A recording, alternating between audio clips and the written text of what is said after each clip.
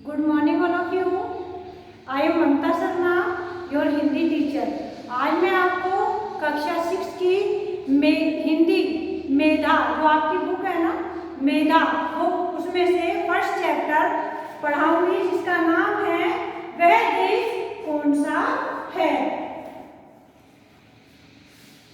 यहाँ पर राम नरेश त्रिपाठी जी ने लिखा है, यानी राम नरेश त्रिपाठी जी इस कविता में भारत देश की विशेषता को प्रस्तुत कर रहे हैं और भारत देश की प्रकृति के सौंदर्य से ओतप्रोत है, और यह बता रहे हैं कि जो भारत देश है वह ऐसा लगता है जैसे कि प्रकृति की गोद में ही बसा हुआ है। तो भारत की जो प्रकृति है उसकी सुंदरता के बारे में यहाँ पर राम नरेश त्रिपाठी जी ने बताया है। तो हम स्टार्ट करते हैं। देखिए, मनमोहनी प्रकृति की गोद में जो बसा है, सुख स्वर्ग सा जहाँ है वह देश कौन सा है। तो यहाँ पर लेखक राम नरेश त्रिपाठी जी कह रहे हैं कि मनमोहनी प्रकृति, मनमोहनी का मतलब होता है मन को हरने वाली, यानी मन को अच्छी लगने वाली प्रकृति।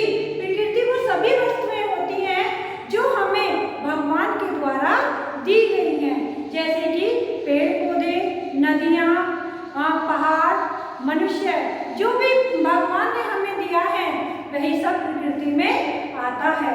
तो यहाँ पर लेखक कह रहे हैं कि मनमोहनी, मन को हरने वाली प्रकृति की गोद में जो बसा हुआ है और जिस जहाँ पर सुख से, स्वर्ग से भी ज़्यादा सुख है, यानी ऐसा लगता है कि जैसे हम स्वर्ग में आ गए हों, ऐसा वह देश कौन सा है, यानी जहाँ पर स्वर्ग से भी ज़्यादा सुख है वह देश कौन सा है।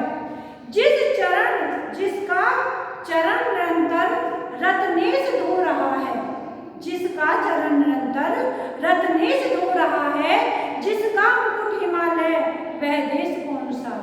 तो यहाँ पर लेखक कह रहा है कि जिस देश के चरण यानी कि पैर निरंतर, लगातार, निरंतर मतलब लगातार, और रत्नेश का मतलब होता है समुद्र, ठीक है। रत्नों का नरेश यानी कि समुद्र धो रहा है, यानी कि जिसके पैरों को लगातार समुद्र धो रहा है, और जिसका मुकुट हिमालय हो, यानी कि हिमालय जो है वो हमारे देश का सबसे ऊंचा पर्वत है। तो जो हम मनुष्य के का जो सबसे ऊपरी भाग होता है वो सर होता है, और सर पर जो वो पहनते हैं उसे मुकुट कहते हैं। यानी कि हिमालय को यहाँ पर लेखक ने कहा है कि जो हिमालय है वह मनुष्य का, वह भारत का मुकुट है। जो हिमालय है वह भारत का मुकुट है। नदियाँ जहाँ सुधा की धारा बहा रही हैं, सींचा हुआ सलोना वह देश कौन सा।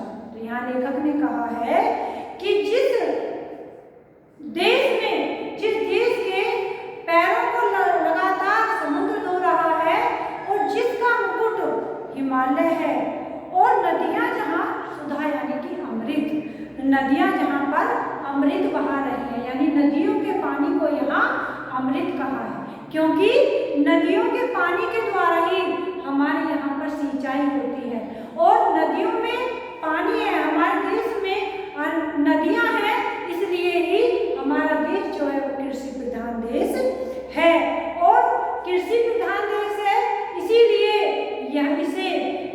यहाँ पर हर प्रकार की फसल होती है, क्योंकि नदियों का पानी यानी नदियों में उपयुक्त पानी होता है। सींचा यानी कि फसलों को सींचता है।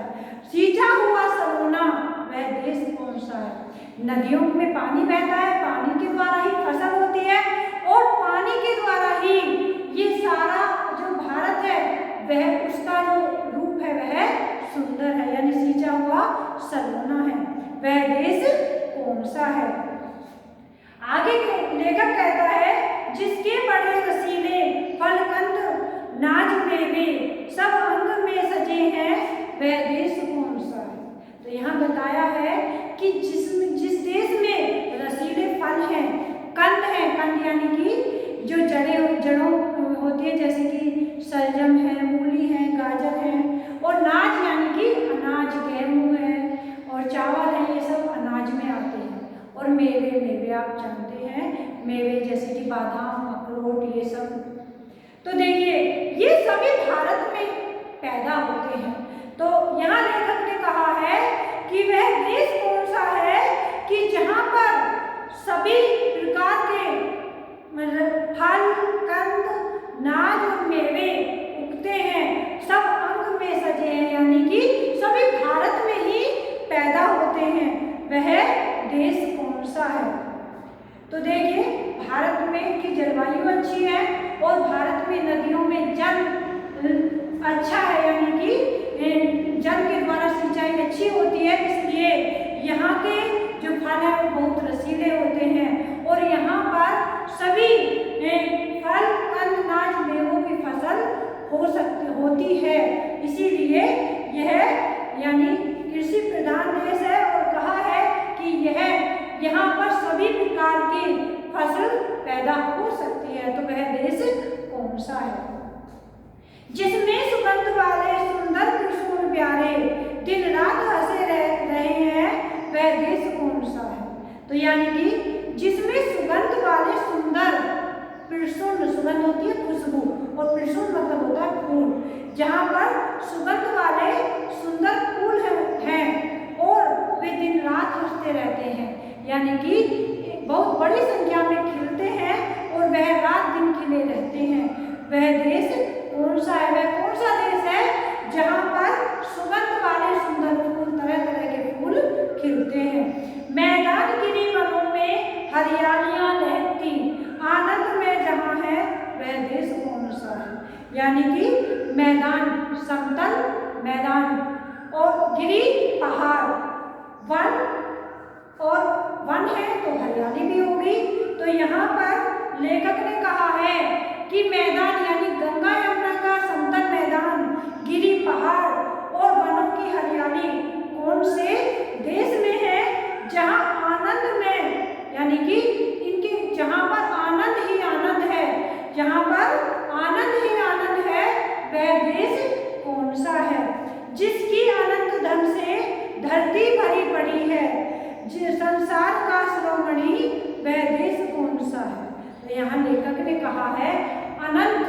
अनंत का मतलब होता है विस्तृत, यानी कि जिसका अंत न हो, और जिसका अंत ना हो, जो विस्तृत है, यानी बहुत अधिक संख्या में है।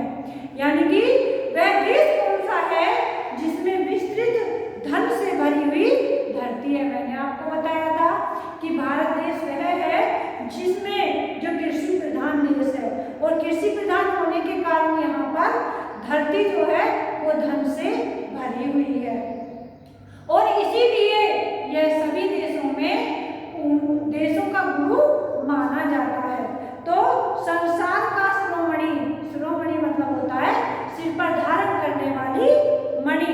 तो वह देश कौन सा है जो संसार के सभी देशों में उच्च है? वह देश कौन सा है? सबसे प्रथम जगत में जो सभ्य था यशस्वी, जगदीश का दुलारा, वह देश कौन सा है?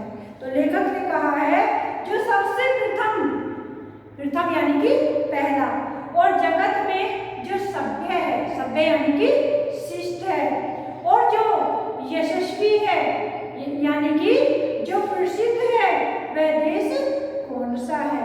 और जो भगवान का भी प्यारा है, यानी कि जो सभी को अच्छा लगता है, जो अपनी संस्कृति और सभ्यता के कारण सभी को अच्छा लगता है, वह देश कौन सा है?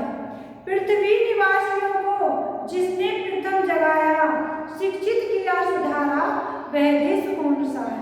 तो लेखक कहता है कि पृथ्वी निवासियों यानी पृथ्वी पर रहने वाले लोगों को जिसने सबसे पहले जगाया है, शिक्षित किया है और जिन्हें सुधारा है, यानी कि सभ्य बनाया है, शिष्ट बनाया है, वह देश कौन सा है? 36 कोटि भाई सेवक सपूत जिसके, भारत सिवाय दूजा, वह देश कौन सा?